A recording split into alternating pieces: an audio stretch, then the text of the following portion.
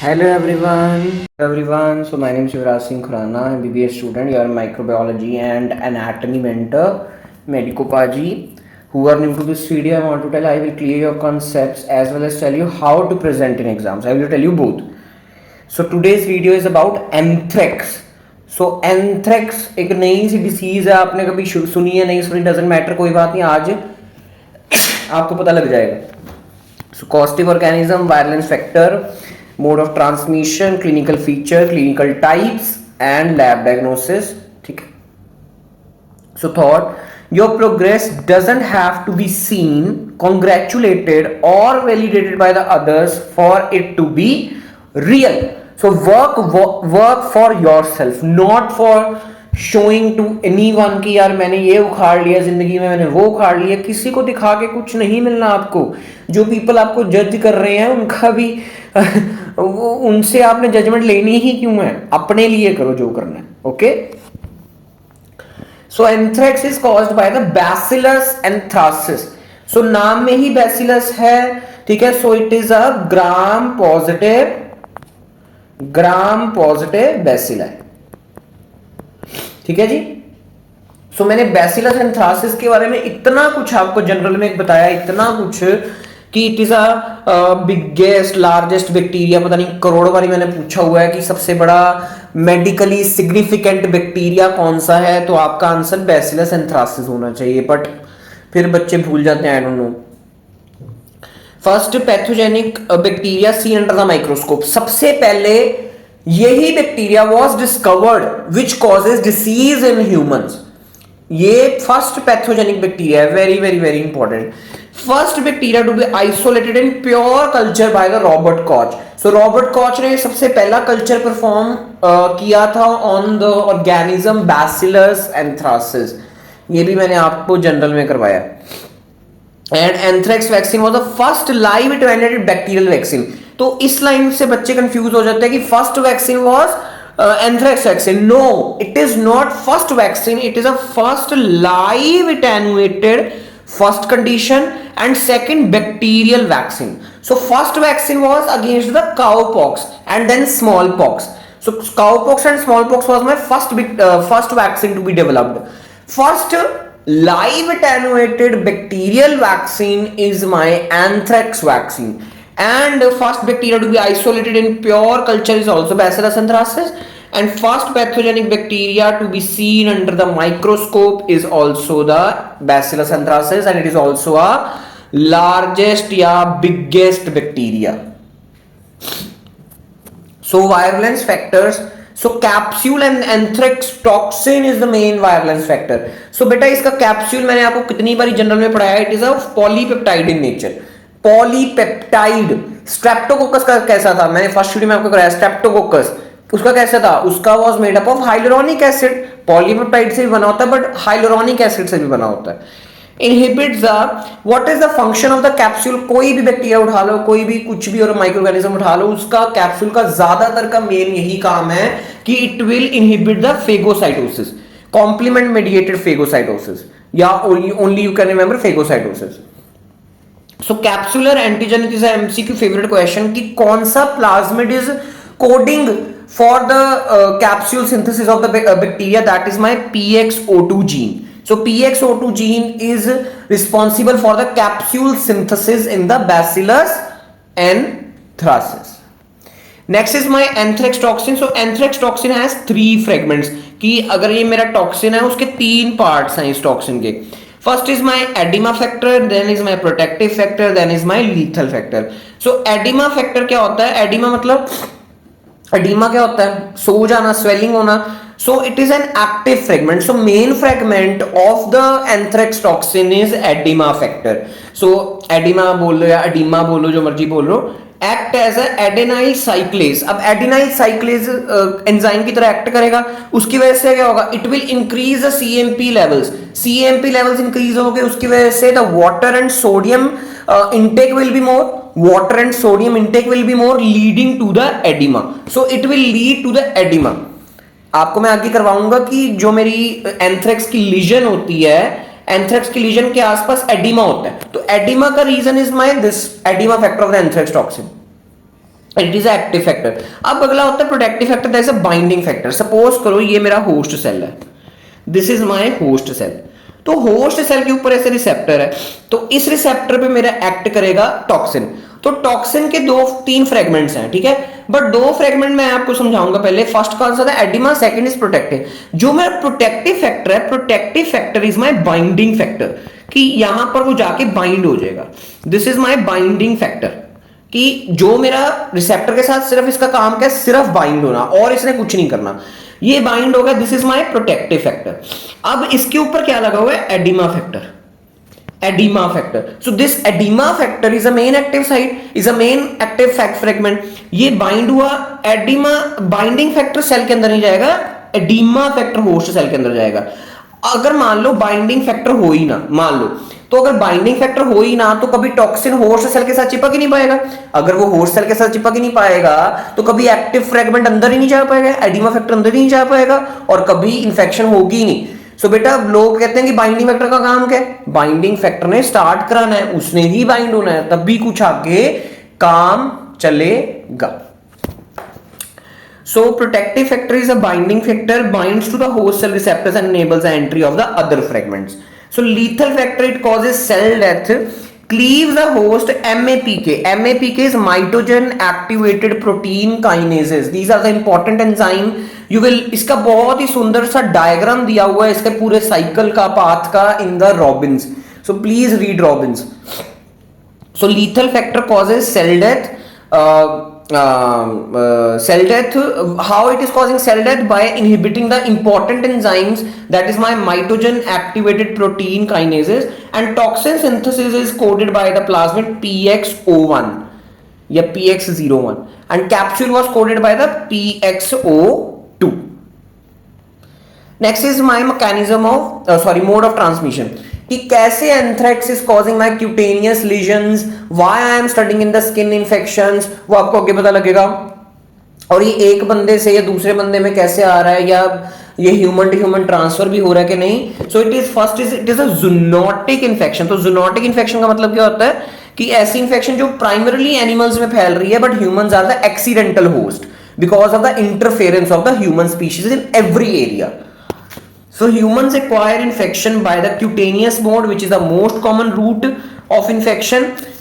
कैसे cutaneous mode? By the spores entering through the abrated skin seen in people with occupational exposure to the animals. कि suppose करो कोई butcher है, butcher समझ रहे हो क्या होता है, कसाई, कि जो who cuts the animals, who slaughter the animals in the slaughter houses, तो butcher है, तो he or she cuts the kills the animals and cuts the animals. उसकी वजह से अगर उस एनिमल को एंथ्रेक्स था, तो वो एंथ्रेक्स अब उस बुचर के अंदर भी आ जाएगा, क्योंकि उसके माइक्रो एब्रेशंस होंगे, माइक्रो इंजरीज होंगी, और उसके ब्लड से या उसकी स्किन से, एनिमल की स्किन से, या बुचर की स्किन में आ जाएगा.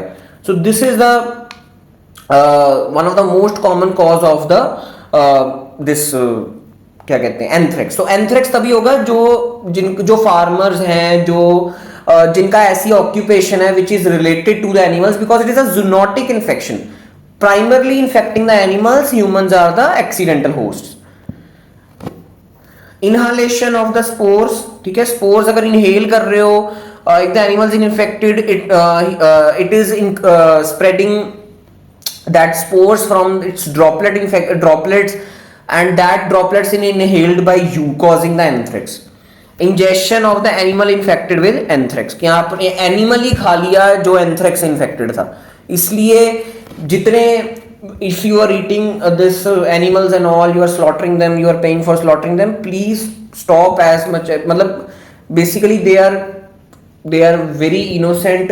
It's not a food cycle. आप artificially उसको breed कर रहे हो, then you are eating. This is not a food cycle.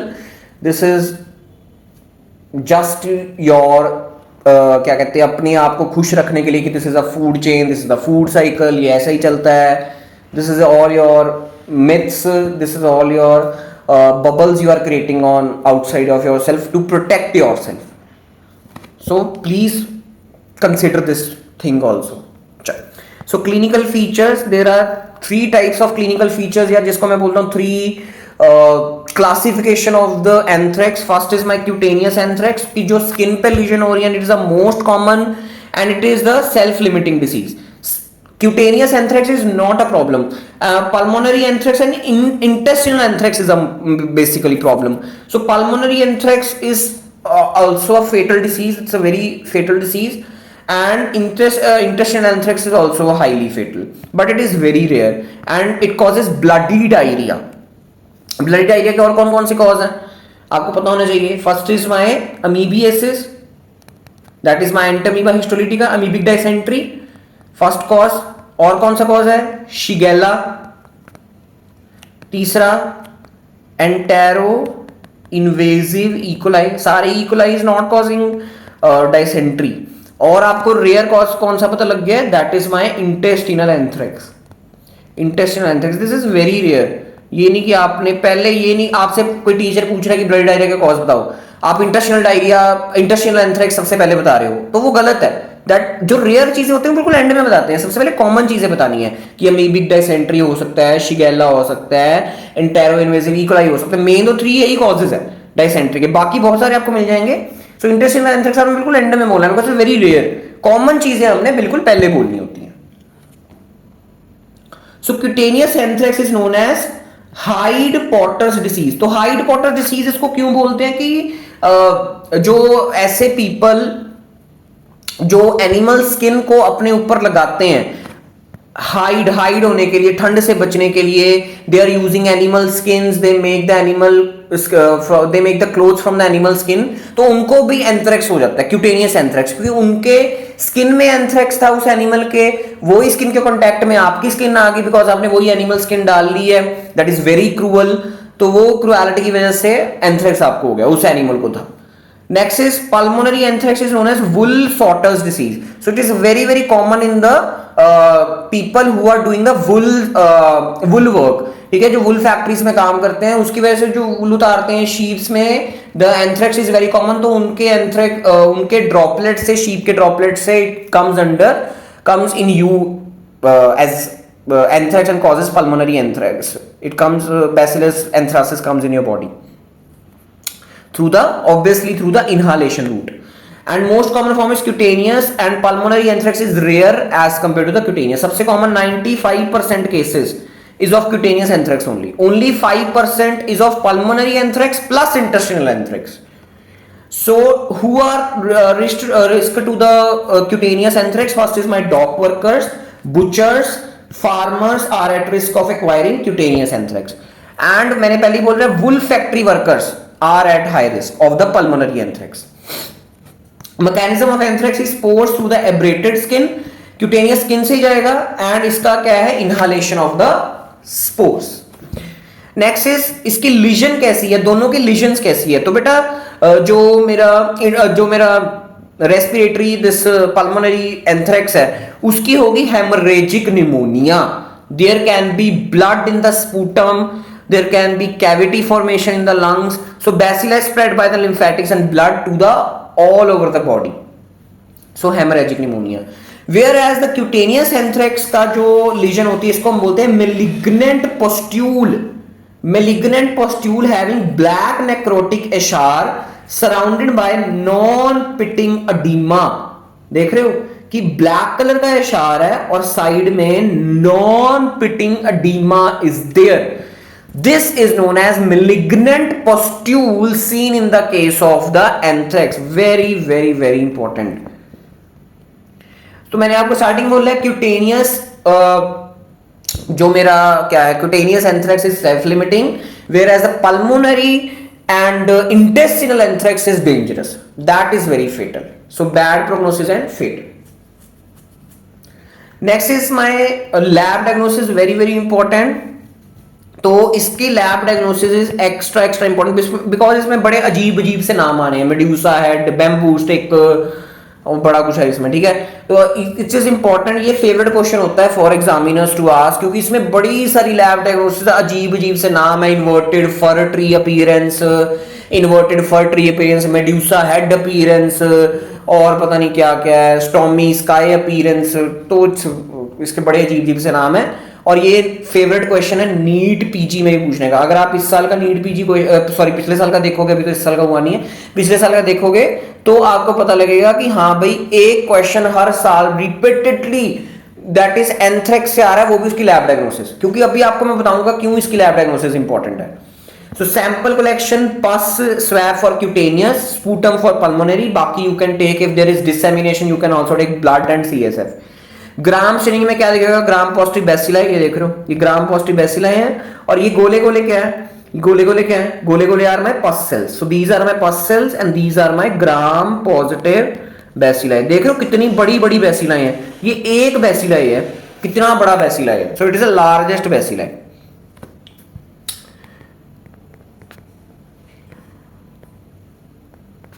चलो नेक्स्ट इज मैकफेडन रिएक्शन। तो McFadyean reaction I have discussed very beautifully in the general microbiology, it is mainly used for diagnosis of anthrax in animals. So McFadyean reaction is not used in humans, it is used in diagnosing in the animals. So polypeptide capsule demonstration by staining with polychrome methylene blue. So you stain the sample, आपके पास sample आया पस का जो भी है, या animal से पस का सैंपल आया, ब्लड का सैंपल आया, यू स्टेन विद द कौन सी methylene blue stain, and you see the capsule under the microscope, that is McFadyean reaction, simple. So next is direct immunofluorescence that detects the capsular and cell wall antigen by the fluorescent tagged monoclonal antibodies. Next is my nutrient culture. This is very important.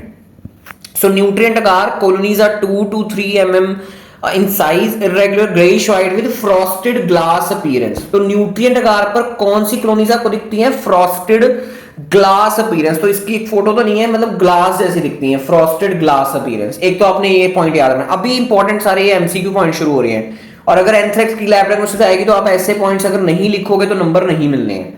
Next is my medusa head appearance. अब ये medusa head क्या बोला है, medusa head कहता है कि जब आपने न्यूट्रिएंट अगार पे इसको कल्चर किया, when you have cultured in the nutrient agar, when the colony is viewed under the microscope, interlacing chains of bacilli appears as locks of mated hair. ये ऐसे लग रहा है कि ऐसे गुंजलें सी पई हुई हैं हेयर की, locks of mated hair. गुंजले समझ कैसे बाल बिखरे बिखरे हैं, they are not segregated. तो ऐसे this is my medusa head appearance. कब आएगी medusa head appearance? When the nutrient agar colonies are seen under the microscope, giving the appearance of locks of the mated hair. Very important, you can't miss to skip this, you can't dare to skip this point. Next is blood agar. blood agar में कैसी आएंगी, non hemolytic colonies. non hemolytic colonies कौन सी होती, that is my gamma. Next is very important, gelatin stab agar. So this is a special agar only used for the bacillus anthracis. So gelatin stab agar पे growth कैसी होगी, inverted fur tree appearance. ये देखो, ये मेरा पूरा gelatin वो है, स्टैब कल्चर है, स्टैब agar है सॉरी, और यहां पर देख रहे हो ऐसी ग्रोथ है.